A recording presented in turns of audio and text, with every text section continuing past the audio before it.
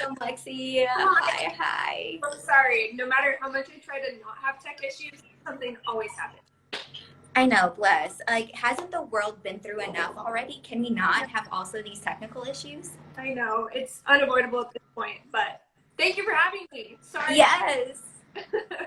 I did you a little bit of justice with your introduction, but do you mind telling more people just like about you and about the PR bar and what you do?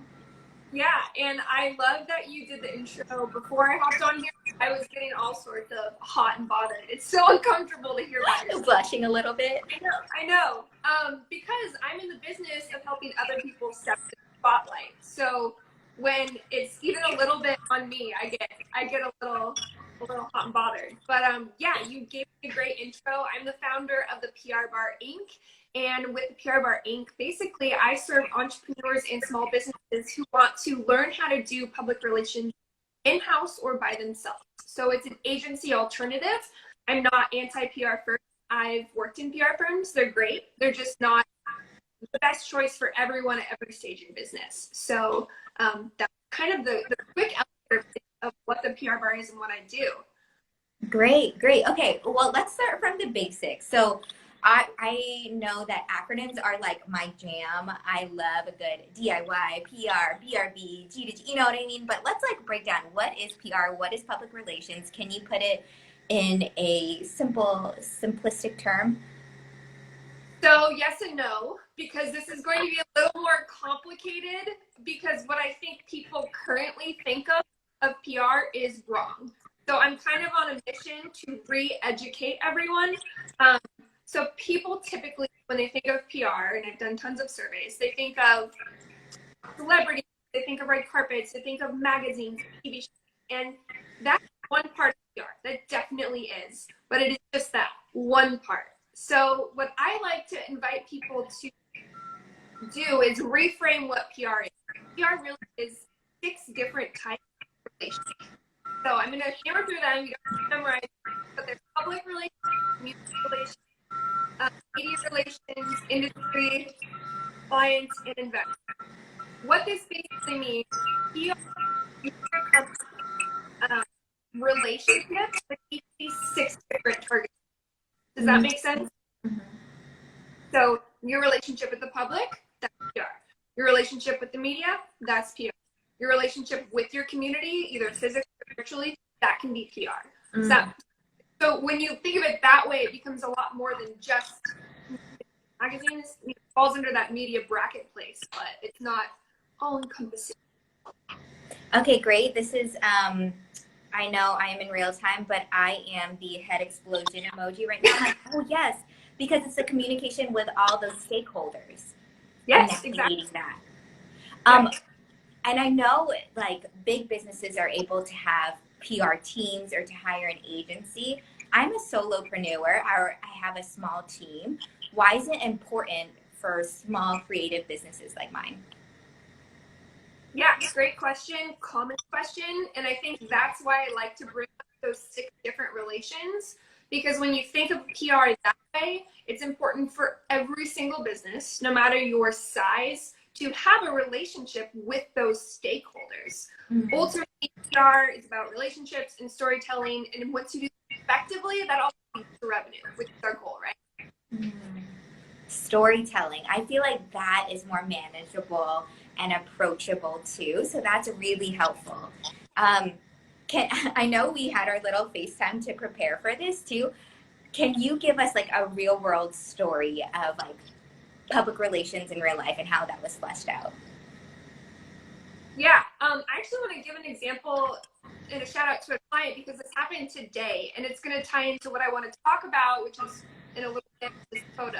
But I have a client named Carmen, and today she just launched.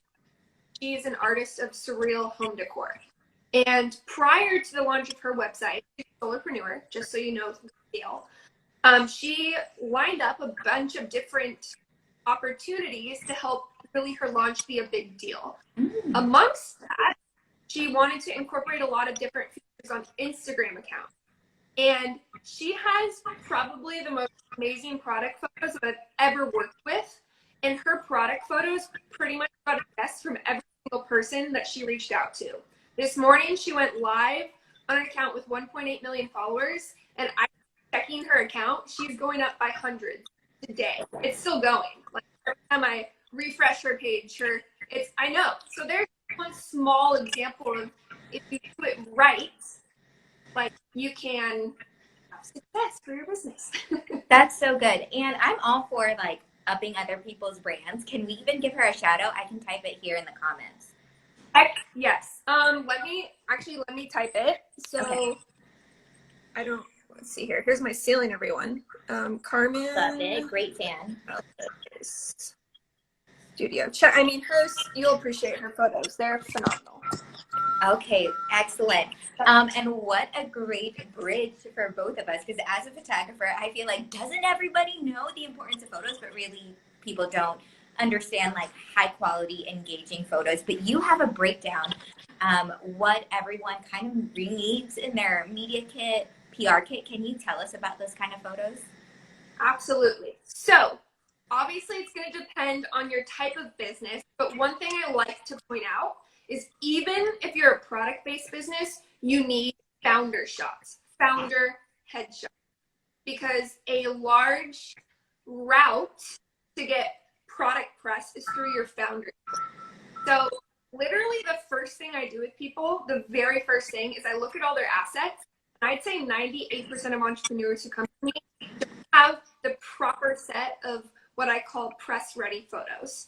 So to tell you what those are is it's a little technical. So you need to have a variation. They all need to be high quality. You need to have vertical photos. You need to have horizontal photos of those, some with no background. And then you need to have lifestyle photos. And I'd say bare minimum, you want to have at least like 10 to choose from, but that's going to give you a really big competitive edge when you're out in the world pitching. And it's going to make the journalists, the editors, and the podcasters life so much easier.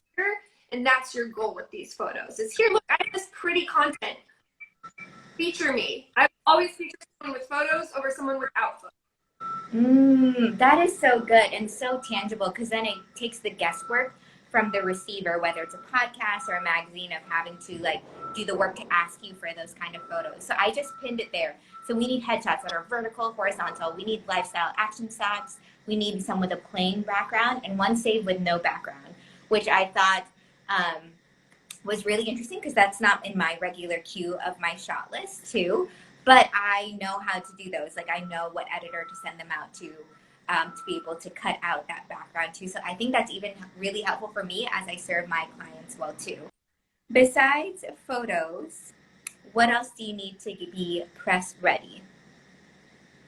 Okay, simple question. I just need to hear it. So one other foundational thing that you need to have is a different sets of bios and lengths of bios.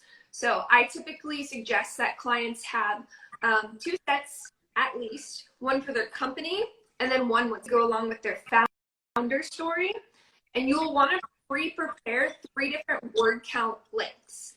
It kind of takes a while you're putting your assets together, but then you literally have them and you're prepared for any opportunities. Opportunities from this in IG Live, right? Maybe someone wants your bio. So now you have that bio prepped and you can send. Or if you're a magazine, they're like, we want your byline, which is a shorter snippet. You have that prepped. So getting your wording prepped, your bios and bylines is huge.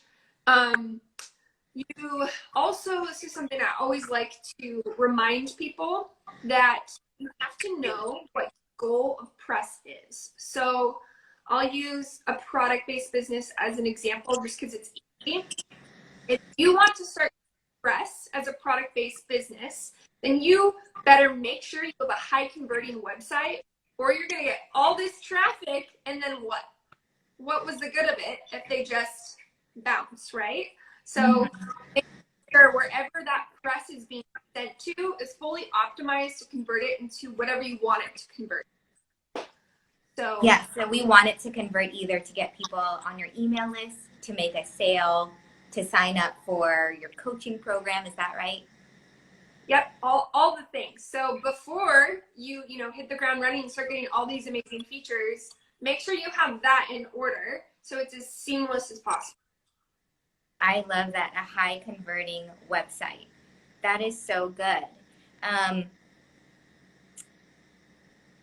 then is that all different from a media kit? Is that all part of a media kit?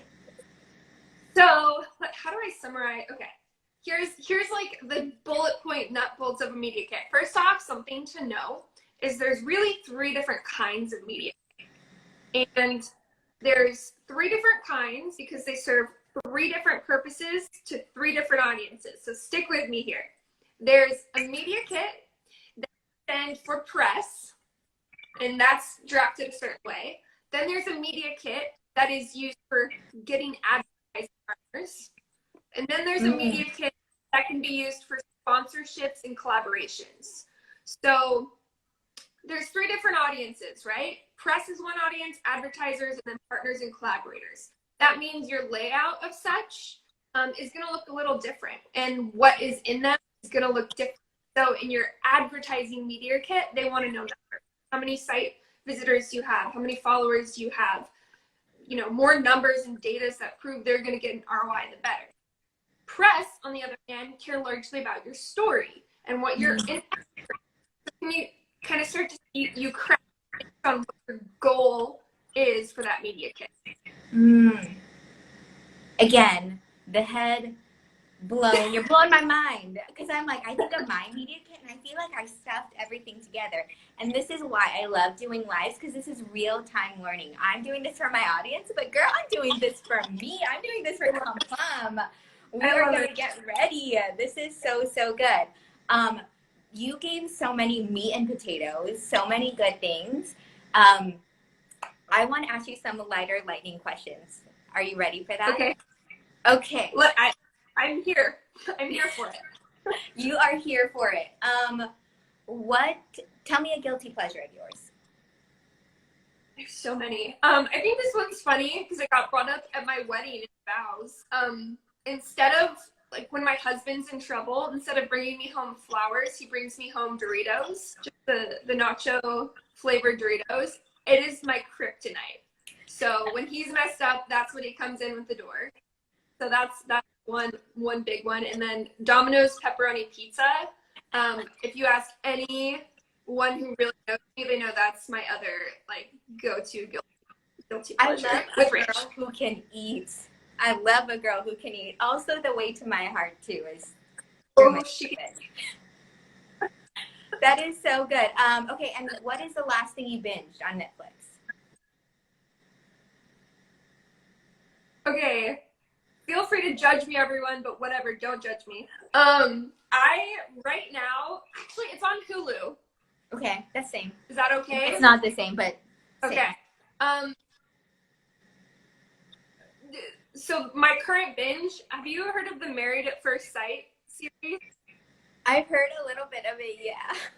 Are you a reality show junkie? I love it. Not just that. I love true crime. I love drama. I love all the things. So Netflix, I feel like it's hard for me. I bounce between the platforms so much. I think Dear White People, my husband and I are watching on Netflix right now. But my, like, guilty pleasure binge when he's not home right now is Married. Oh, I don't know. I love that. You're a well-rounded woman. That's all I can say. Okay, I just want to summarize what we talked about. So PR is really like relationships, not only with the press, but with other stakeholders too. And there's 6 different categories. And every kind of business needs it. Some things that are often overlooked are the quality of photos that every business needs. And so that is like the founder picture, vertical, horizontal, and one without a background and one on a plain background too. We also need like different kind of product shots if that's your business as well. We also need our bios and bylines, and it comes at 3 different lengths so that they are ready to go, whether it's a short, medium, or extended. And your intro that you were able to give me, your bio that I did at the intro, is a good example of that. And then we need a ready-to-go, high-converting website, because what is the point of getting all this attention if we don't take action with it too? And then there's also 3 kinds of media kits, and that's for advertisers, for collaborators, and for press. Is that right? Yeah, we fit a lot into a little time, didn't we? I know. Okay, and I want you to brag because you also have a program to help people kind of through this process. And tell us a little bit more about that. Sure. Well, you can see it behind me. Maybe I should have mentioned this. The PR bar is very much a pun on bar. So if you go on my website, you'll see all my services are named accordingly. So I have happy hours. But my main program is called Hot Fit Link, like Jim, and it is a 12-week program specifically for entrepreneurs, small businesses who want to really do their own PR. And the other thing I will note that's different about kind of what I do is I really focus on press that converts. So there's press that, is really exists for ego purposes, and then there's press that drives revenue. And I really focus in on the revenue side of things. People want to learn more about it because I don't want to talk to here. My call to action for viewers is to follow me on Instagram and shoot me a DM so that we can talk one-on-one. I think that would be the best next step, and then I can direct you to where to learn about the program. That is so good. And it's at the PRBAR _Inc. on Instagram and the PRBARinc.com. I love that. And I loved having you on here because I'm also for equipping my community with that kind of DIY effort. Sure, you can hire us to do your photos or to do your PR, but I'm all for empowering entrepreneurs, empowering female entrepreneurs specifically, that this is stuff that you can do yourself. So this is all part of the hype for how to be your own Instagram husband, a DIY guide to content creation. And so I love being around people like you, Lexie, who get it, who share value up front to get people equipped with what they can do themselves. So thank you so much for sharing this with our community. I am so excited to just have you in my life. And I know I have some call to actions when it comes to my own media kit and PR too. So thank you so much. I love it. And let's give a quick shout out to Emily Merrill and the 6 Degree Society, because that's who connected us originally. Yes. So shout out there. Yes. So this is connecting other females together. 6DS or 6 Degree Society. Emily, we love you.